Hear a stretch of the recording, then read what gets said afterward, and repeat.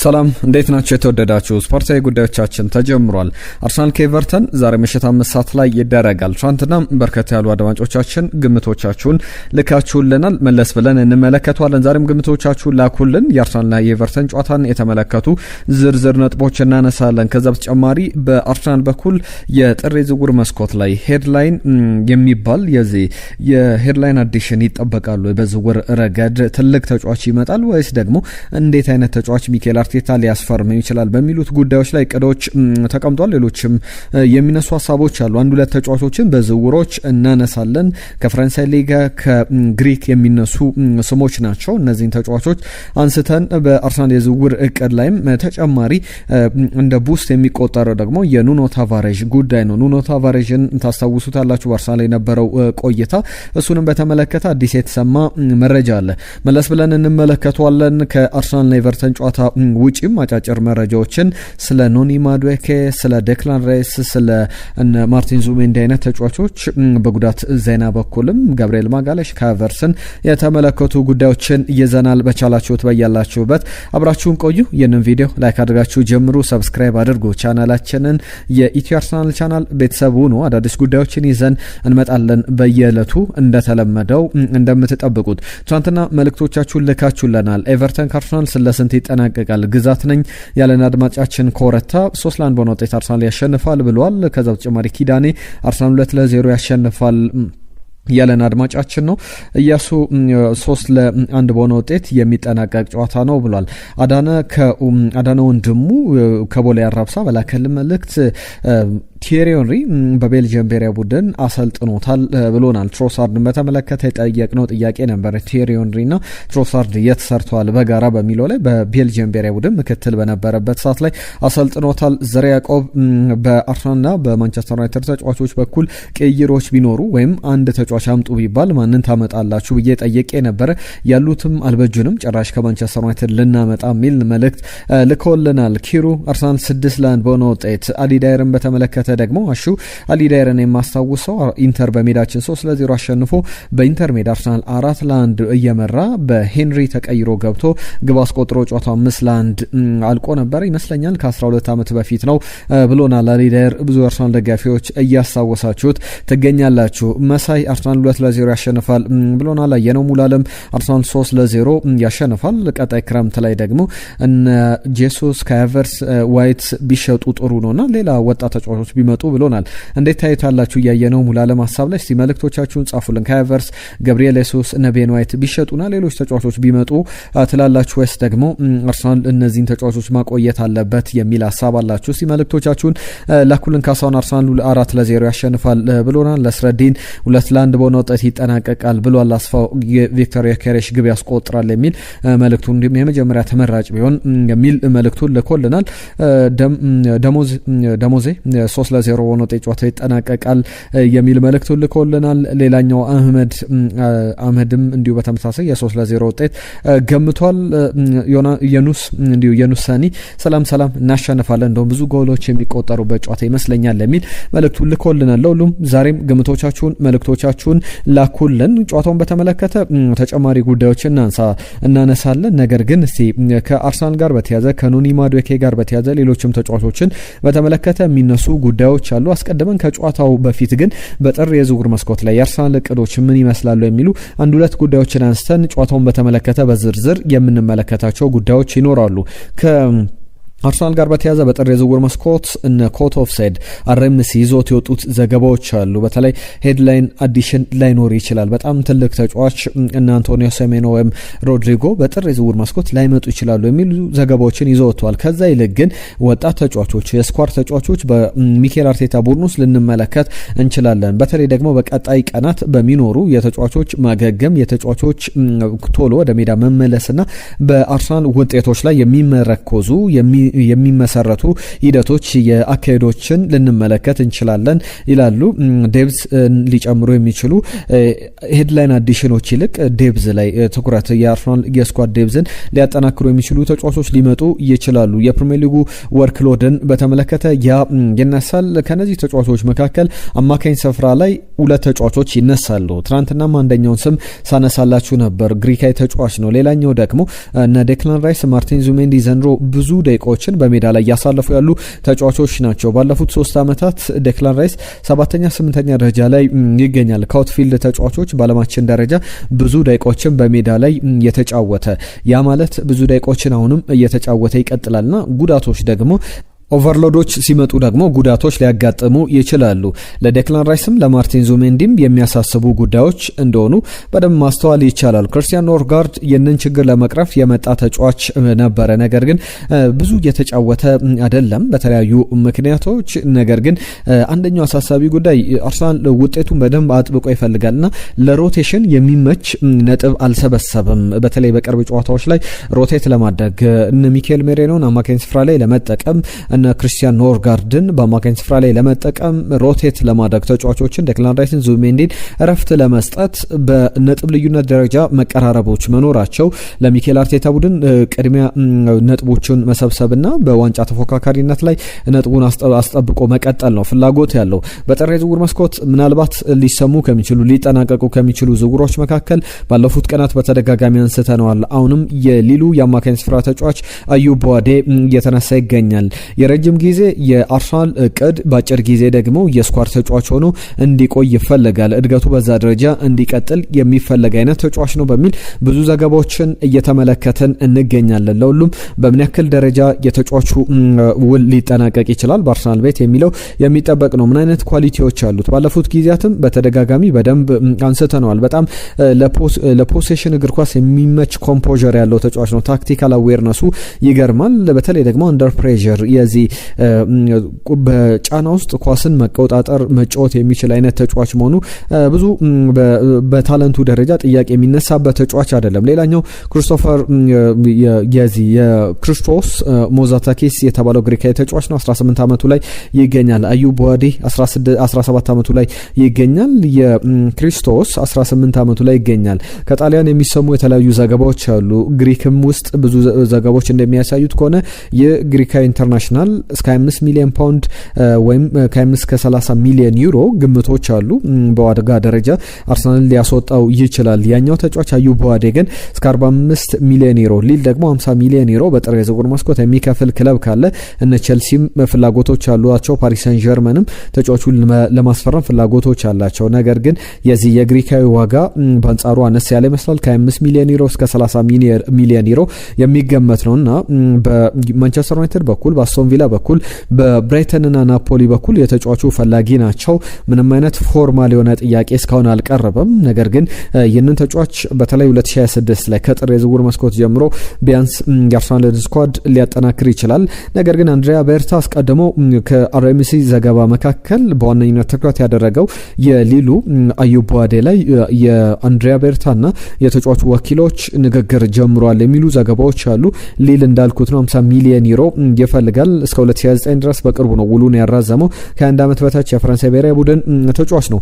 ሌሎች ጉዳዮችን ላንሳ። ከአርሰናል ጋር በተያያዘ ትናንትና የጋብርኤል ማጋሌሽ 28ኛ ዓመት የልደት በዓሉ ነበረ። አርሰናል ቤት ውስጥ ሊደር ነው። የቡድኑ መሪዎች መካከል በቀዳሚነት የሚጠቀስ ነው። ሜዳ ላይ እንደ ዋሪየር ተዋጊ ተፋላሚ አይነት ሚና ያለው ነው። የአየር ላይ ኳሶችን ግቦችን በማስቆጠር ሁለቱንም ቦክሶች ዶሚኔት በማድረግ ደግሞ ሞንስተር አይነት የሚሉት ተጫዋች ነውና እነዚህን ሁሉ ኳሊቲዎች ያሉት ተጫዋች በቀጣይ ጨዋታዎች ላይ ወደ ሜዳ ይመለሳል። ትናንትና ሚኬል አርቴታ ቃለመጠየቅ ከጨዋታው አስቀድሞ ፕሪማች ፕሬስ ኮንፈረንስ ላይ ያነሳቸው ጉዳዮች ነበር። አንድ ሪፖርተር ጥያቄ ያቀረበለት የተለያዩ ዘገባዎችን እየተመለከትኩ እገኛለሁ። ጋብርኤል ማጋሌሽ ከጉዳቱ አገግሞ ለአስቶን ቪላ ጨዋታ ዲሴምበር 30 ላይ በሚደረገው ጨዋታ ላይ ይደርሳል በሙሉ ጤንነት በሙሉ የማች ፊትነስ ለዛ ጨዋታ ዝግጁ ይሆናል የሚሉ ዘገባዎች አሉ። እንዴት ትመለከተዋለህ ብሎ ሚኬል አርቴታን ይጠይቋል። ሚኬል አርቴታ ደግሞ ጠንክሮ እየሰራ ይገኛል። ሂዝ ፑሽንግ ሃርድ ይላል። ዊ ላቭ ቱ ሲ እንዴት ፕሮግረስ እንደሚያደርግ በቀጣይ መመልከት አለብን የሚል ምላሹን ሰጠ። ከዛ በተጨማሪ ግን በሜዳ ላይ በእርግጥ ልምዶችን መጀመሩን ሚኬል አርቴታ አልደበቀም። የሜዳ ላይ ሴሽኖች አሉት። አሁንም ያን ላይ ትኩረት አድርጎ እየሰራ ይገኛል። በቀጣይ ግን ከሜዳ ላይም በተጨማሪ ወደ ፊትነስ ደረጃው ለመመለስ የጨዋታ ጊዜ ያገኛል ተብሎ ይጠበቃል። የአስቶን ቪላ ጨዋታ ደግሞ በጣም በቅርቡ ያ ማለት ከ10 ቀናት በኋላ ነው የአስቶን ቪላ ጨዋታ የሚደረገውና አንድ ሁለት ጨዋታዎች አልፈውት የዚህ ኤቨርተን ጨዋታም በኋላ ልንመለከተው እንችላለን። የጋብሪኤል ማጋሌሽ ጉዳት በዚህ ደረጃ እየተነሳ ይገኛል። መመለሱ በጣም ኮንሲደር መደረግ ያለበት በአርሰናል ዋንጫ ፉክክር ላይ በአርሰናል ጉዞ ላይ መመልከት ያለብን አይነት ተጫዋች ነው። ዛሬም ኤቨርተን በሚያደርገው ጨዋታ ላይ ግን ዊሊያም ሳሊባ ሌሎችም ጁሪን ቲምበር በአሰላለፍ ደረጃ ምን አይነት ለውጦች ሊኖሩ ይችላሉ የሚለውን እንመለከታለን። ግምቶችን እናስቀምጣለን። የናንተን ማሳብ ጻፉልን። የጨዋታውን ግምቶች አሁንም ላኩልን። ባለፈው የወልቭስን ጨዋታ አንድም የአርሰናል ደጋፊ በትክክል መገመት አልቻለም። በእርግጥ ያልተጠበቀ አይነት ውጤት ነው። የኤቨርተን ጨዋታ እንዴት ተገምቱታላችሁ? መልእክቶቻችሁን እየጠበቅን እንገኛለን። ነገ መለስ ብለን ከጨዋታው በኋላ በሚኖረን ፖስት ማች የጨዋታ አናሊሲስ ላይ በደንብ እንመለከቷለን።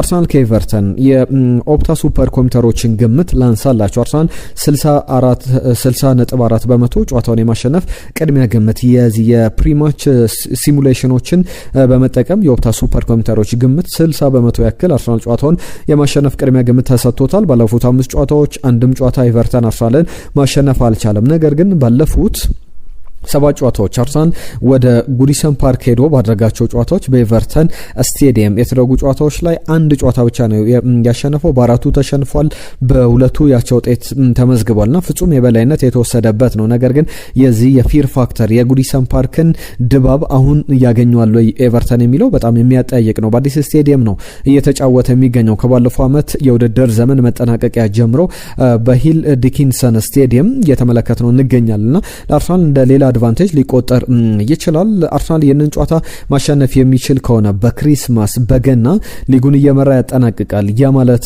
ደግሞ ባለፉት 4 ዓመታት ለሶስተኛ ጊዜው ነው የሚመዘገብ ነው። ገና ላይ ሊጉን መምራት በጣም ቀላል የሚባል አይደለም። አርሰናል ከዚህ በፊት በ30 የውድድር ዘመኖች 2 ጊዜ ብቻ ነው ይህንን ማድረግ የቻለውና የሚጠበቅ አይነት ነው። ሚኬል አርቴታ ከዙቢሜንዲ ጋር በተያያዘ የመጀመሪያ ቀናት ላይ ልምድ አልሰራም። ባለፉት ቀናትም ስናነሳላችሁ ነበረ። 2 ቀናት ረፍት ተሰጣቸው ከቅዳሜው የባለፈው የወልቭስ ጨዋታ በኋላ ከ2 ቀናት ረፍት በኋላ ደግሞ ወደ ልምምድ ሲመለሱ ማርቲን ዙቢሜንዲ ልምድ ሲሰራ አልተመለከትነውም። ከአርሰናል ስብስብ ውጪ ሆኖ ነበረ። በጉዳት ምክንያት አይደለም፣ ሎዶችን ማኔጅ ከማድረግ አንጻር የሚነሳ ነው። ሚኬል አርቴታም ይህንን አረጋግጧል። ብዙ ጨዋታዎችን እየተጫወተ ይገኛል። ስለዚህ የበለጠ መጠንቀቅ አለብን፣ በሚጫወትባቸው ደቂቃዎች ዙሪያ ያንን ትኩረት ማድረግ አለብን የሚል ነገር አንስቷል። ከዛ ውጪ ግን ሌሎችም የሚነሱ ስሞች አሉ። በተለይ ደግሞ በአርሰናል በኩል በአጥቂ ስፍራ ላይ በተከላካይ ስፍራ ላይ እነማን ሊጠቀም ይችላል የሚለው የሚጠበቅ ነው። በተለይ ዙቢሜንዲና ዴክላን ራይስ አማካኝ ስፍራ ላይ፣ በተከላካይ ቦታ ላይ ደግሞ ጁሪን ቲምበር በቀኝ መስመር ቦታ ላይ ይሰለፋል። ቤን ዋይት በጉዳት ምክንያት ከዚህ ጨዋታ ውጪ ነው። ዊሊያም ሳሊባ ከፒየሮ ኢንካፔ ወይም ደግሞ ዊሊያም ሳሊባ ከሪካርዶ ካላፊዮሪ ጋር ሊጣመሩ ይችላሉ። ኢንካፔም በዚህ ጨዋታ ላይ በግራ መስመር ቦታ ላይ ወይም በማል ስፍራ ተከላካይ ቦታ ላይ ልንመለከተው እንችላለን። የሉዊስ ስኬሊም በባለፉ ጨዋታዎች ላይ በጣም ጥሩ ሲንቀሳቀስ ነበረ። ማርቲን ኦዴጋርድ ኤዜን ተክቶ በመጀመሪያ አሰላለፍ ላይ ልንመለከተው እንችላለን። ከዛ ውጪ ቪክተር ዮኬሬሽ፣ ቡካዮ ሳካ፣ ኖኒ ማዱኬ የአጥቂ ስፍራውን ይመራሉ ተብሎ ይጠበቃል። ኤዜ፣ ማርቲኔሊ፣ ትሮሳርድ፣ ሚኬል ሜሬኖ፣ ጋብሪኤል ሱስ በተቀያሪ ወንበር ላይ እነ ኤታን ኗኔሪ፣ ሉዊስ ስኬሊ ልንመለከታቸው እንችላለን። ይህ የኛ ግምት ነው። የእናንተን አሰላለፍ ግምቶች ደግሞ አስቀምጡልን። መልእክቶቻችሁን ነገ ከጨዋታው በኋላ ምን ያክል በትክክል ገመታችሁ የሚለውን መለስ ብለን የምንመለከት ነው የሚሆነው። ሌሎች ከጋቨርስ ጋርም በተያዘ ትናንትና ማንስቻለሁ። እስከ ጥር አጋማሽ ድረስ ከሜዳ ሊርቅ የሚችል አይነት ተጫዋች ነው። ብዙ ሀሳቦች ይሰጡበታል። የጋቨርስ ጉዳትም እንዲሁ ብዙ የሚያሳስብ እንደሆነ መናገር ይቻላል። ከጨዋታው ጋር በተያዘ ግን ሌሎች ቁጥሮችን ላንሳላችሁ። አርሰናል ብዙ ሊቸገርበት የሚችል አይነት ጨዋታ እንደማይሆን እንገምታለን። ባለፉት 7 ጨዋታዎች ከሜዳ ውጭ አርሰናል አንድ ጨዋታ እንኳን ቢያሸንፍ፣ በዚህ ጨዋታ ላይ ግን የበለጠ በተለይ በኤቨርተን በኩል መዳከሞች አሉ። ኢድሪሴ ጋናጉዬ፣ ኤልማን ኒዲያዬ በጨዋታው ላይ አይኖሩም። ወደ አፍሪካ ዋንጫ ወደ ሴኔጋል ብሔራዊ ቡድን አምርቷል። ኬረን ዱስፐሪሃል በጉዳት ምክንያት ከጨዋታው ውጪ መሆኑን እንዲሁ ዴቪድ ሞይስ ይፋ ያደረጉት ጉዳይ ነው። እንዲሁ በእያንዳንዱ ቡድን ውስጥ ጉዳቶች በርከት ብለው አሉ። በእኛም ቡድን ውስጥ በኩል እንደዚህ አይነት ዜናዎች በርከት ብለው እየሰማን እንገኛለን ብለዋል። ከዛ በተጨማሪ ላይ መርሊንን በተመለከተ ተመልሷል ብለዋል። ጃክ ግሪሊሽ በጥሩ ጤንነት ላይ ይገኛል ብዬ ተስፋ አደርጋለሁ አደርጋለሁ ልምድ ጀምሯል። ጉዳት ላይ ነበረ፣ ነገር ግን ለጨዋታው ለአርሰናል ጨዋታ ዝግጁ እንደሚሆን አስባለሁ የሚል ሀሳባቸውን አንስቷል። እነዚህ ተጫዋቾች መኖራቸው በጣም በአርሰናል በኩል ከጉዳት የተመለሱ በኤቨርተን በኩል ደግሞ በጉዳት ምክንያት ከጨዋታ ውጪ ሊሆኑ የሚችሉ ተጫዋቾች አሉ። አሰልጣኝ ሚኬል አርቴታ ስለ ቪክተር ዮኬሬሽ ያነሳው ጉዳይ አለ። ቪክተር ዮኬሬሽን በተመለከተ ጥሩ ተሳትፎ ሊኖረው ይገባል በሚቀጥሉ ጨዋታዎች ላይ፣ በተለይ በውድድሩ ሁለተኛ አጋማሽ ላይ የተሻለውን ቪክተር ዮኬሬሽ እንመለከታለን፣ ብዙ ግብ የሚያስቆጥረውን የሚል ማረጋገጫ ሰጥቷል። ከሶል ካምቤል ጋር በተያያዘ ግን የአርሰናል ተጫዋቾች የሱኑ ሙቭመንት ማጥናት መረዳት አለባቸው። ለምሳሌ በአርሰናል ቤት ፍሬዲ ሊዮንበርግ፣ ቲየሪ ኦንሪ ወይም ደግሞ ሬይስ፣ ዴኒስ ቤርካምፕ የሚኖራቸው ሙቭመንት የተለያየ ነው። ስለዚህ ለእያንዳንዱ ተጫዋች ሙቭመንቱን የሱን እንቅስቃሴዎች አጥንተው እንቅስቃሴያቸውን በዛ መወሰን አለባቸው የሚል ነገሮችን አንስቷል። ከአርሰናል ጋር በተያያዘ ሌላኛው ሊነሳ የሚችለው ጉዳይ በተከታታይ 3 ጨዋታዎች ላይ ባለፉት 2 የውድድር ዘመኖች ላይ ባቻ ውጤት አጠናቋል። ባለፈው ዓመት ላይ በተለይ ሁለቱም ጨዋታዎች ባቻ ውጤት የተጠናቀቁ ናቸው። ከዛ በፊት የነበሩ 3 የፕሪሚየር ሊግ ጨዋታዎችን ደግሞ አርሰናል ሁሉንም አሸንፏል። ስለዚህ 3 ተከታታይ ያቻ ውጤቶች እንዳይመዘገብ ያንን ማድረግ ይችላል። ለመጨረሻ ጊዜ ሚኬል አርቴታ የአርሰናል ተጫዋች ከሆነ በኋላ ከኤቨርተን ወደ አርሰናል ከተዘዋወረ በኋላ 3 ጨዋታዎችን ከኖቬምበር 2012 እስከ ዲሴምበር 2013 ባቻ ውጤት የተጠናቀቁ ነበሩ በፕሪሚየር ሊግ ላይ። ሁለቱ ጨዋታዎች አሁን ያ እንዳይሆን ለማድረግ ወደ ሜዳ የሚደገባበት ነው የሚሆነው። የሚኬል አርቴታ ቡድን የቀድሞ አሰልጣኙን ዳቪድ ሞይስን ይገጥማል። የኤቨርተንም ተጫዋች ነበረ። ብዙ ታሪኮችን ያሳለፈበትን ክለብ በተቃራኒ የሚገጥምበት ጨዋታ ይሆናል። መሪነቱን ሊያጣ የሚችልበት ይሆናል ብለን አንጠብቅም። ምክንያቱም ማንቸስተር ሲቲ ያስቀድመው ጨዋታውን ቢያሸንፍ እንኳን አርሰናል ኤቨርተንን የግድ ማሸነፍ አለበት። ማንቸስተር ሲቲ ነጥብ ቢጥል የነጥብ ልዩነቱን ደግሞ ለማስፋት የሚጠቀምበት አይነት ጨዋታ ነው። ሊያንድሮ ትሮሳርድ ትናንትና በስፋት አንስተናል። ከትሮሳርድ ጋር በተያዘ ምን አይነት ኳሊቲዎች እንዳሉት ቲየሪ ኦንሪ በሚያሳየው ብቃት እገረማለሁም አልገረምምም ሲል ነበረና ትሮሳርድ ባለፉት 9 የፕሪሚየር ሊግ ጨዋታዎች ላይ የግብ ተሳትፎ በጣም በሚገርም ሁኔታ 9 የግብ ተሳትፎዎች አሉት። ባለፉት 4 ጨዋታዎችም ላይ በተመሳሳይ የግብ ተሳትፎዎች በቀጥታ በ5 የግብ ተሳትፎዎች ላይ በማድረግ ደግሞ የቡካዮ ሳካን ክብረ ወሰን 2023 ላይ ዲሴምበር 2023 እስከ ማርች 2024 ድረስ ቡካዮ ሳካ በ5 ተከታታይ ከሜዳ ውጪ በተደረጉ ጨዋታዎች ላይ የግብ ተሳትፎዎች ነበሩት። ወይ ግብ ያስቆጥራል ወይ ደግሞ አሲስት ያደርጋል። ትሮሳርድ ደግሞ ባለፉት 4 ጨዋታዎች ላይ ይህንን አድርጓል። 5ኛው ጨዋታ መጥቷል። በዛሬው ጨዋታ ላይ ምን ያክል ተሳትፎ ይኖረዋል የሚለው የሚጠበቅ አይነት ጉዳይ ነው። በጣም ጥሩ አይነት ኳሊቲ ያለው ተጫዋች ነው። ጉዲሰን ፓርክ ላይ የነበሩ የአርሰናል ጨዋታዎች ላይ በቅርብ ጊዜያት ላይ ተከታታይ ግቦችን አስቆጥሯል። የዚህ ጨዋታ ደግሞ ሌላ መልክ ይኖረዋል ተብሎ ይጠበቃል። በተለይ ደግሞ ከአርሰናል ጋር በተያያዘ ባለፉት ጨዋታዎች ላይ በተደጋጋሚ እዚሁም በኮሜንት መስጫው ላይም የምታነሷቸው ሀሳቦች አሉ። የሰንደርላንድ ጨዋታ፣ የአስቶን ቪላ ጨዋታ፣ የወልቭስ ጨዋታ አርሰናል ኮምፖዠሩን ያጣበት ነርቨስ የሆነበት በመጨረሻ ደቂቃዎች ላይ ያንን ተመልክተናል። እንደዚህ አይነት ጨዋታዎች ከዚህ በፊት ባለፉት 2-3 ዓመታት ላይ በሚኬል አርቴታ ቡድኖች ውስጥ አልተመለከትንም። በእርግጥ በአርሰናል በኩል ይህንን ነገር መቀየር ያለበት ከዚህኛው ጨዋታ ጀምሮ ነው። የመጨረሻ ደቂቃዎችን ተቆጣጥሮ የፍሮንት ፉት እግር ኳስን በማሳየት በደንብ ሚናውን ማሳየት ያለበት ይመስላል። ሁሉም ብዙ ነገሮች ይነሳሉ። ሌሎች ጉዳዮችን ላንሳ። ከኑኖ ታቫሬዝ ጋር በተያዘ ቀደም ሳነሰው የነበረ ጉዳይ አለ መግቢያ ላይ።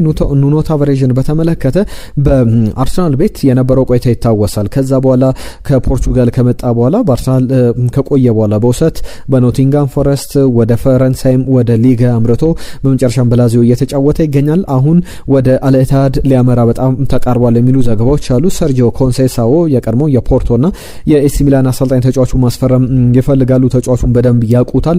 15 ሚሊዮን ዩሮ አካባቢ ሊከፈልበት ይችላል።